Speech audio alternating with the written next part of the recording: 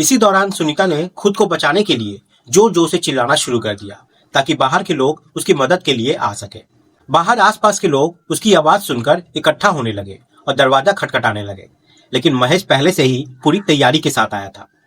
उसने अपने बैग से बड़े बड़े चाकू, एक ड्रिल मशीन और पेट्रोल की बोतल निकाली। फिर सुनीता को डराने की कोशिश की और कहा कि अगर उसने ज्यादा शोर मचाया तो वो सब कुछ खत्म कर देगा। लेकिन सुनीता ने यहाँ पे हार नहीं मानी और वो लगातार चिल्लाती रही। बाहर खड़े लोगों ने उसे हिम्मत दी और पुलिस को फोन कर दिया, लेकिन तब तक बहुत देर हो चुकी थी। गुस्से में अंधा हो चुका महेश अपने ऊपर काबू नहीं रख पाया और उसने चाकू उठाया और सुनीता पर हमला कर दिया। एक के बाद एक वो जोरदार रूप से हमला करता गया और कुछ ही पलों में सुनीता गंभीर रूप से घायल होकर जमीन पर गिर गई। उसके बाद भी महेश यहाँ पे रुकता नहीं है।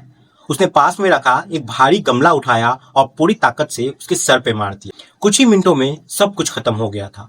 एक जिंदगी और उसके साथ एक अजिन्मी जिंदगी भी हमेशा के लिए खत्म हो गई। इसी बीच पुलिस भी मौके पे पहुंच गई। जब दरवाजा तोड़ा गया तो महेश बाथरूम में छिपा हुआ था। उसने पुलिस को धमकी देने की कोशिश की, लेकिन आखिरकार उसे गिरफ्तार कर लिया गया। पुलिस ने सुनीता के शव को कब्जे में लेकर पोस्टमार्टम के लिए भेज दिया। जब महेश से पूछताछ की गई तो उसने बिना किसी पछतावे के पूरी कहानी बताई। उसने कहा कि उसने ये सब बदले की भावना में किया, क्योंकि उसे लगता था कि उसकी जिंदगी बर्बाद होने के पीछे उसकी पत्नी ही जिम्मेदार थी।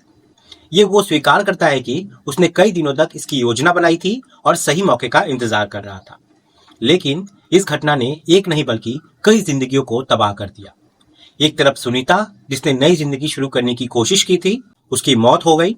उसके गर्भ में पल रहा 4 महीने का बच्चा भी इस दुनिया को देखने से पहले ही खत्म हो गया। दूसरी तरफ श्रीनाथ, जिसने उसे अपने अतीत के साथ अपनाया था, उसकी जिंदगी भी पूरी तरह बिखर गई। और आखिर में महेश, जिसने अपने गुस्से में आकर ऐसा कदम उठाया, वो भी अब सलाखों के पीछे है।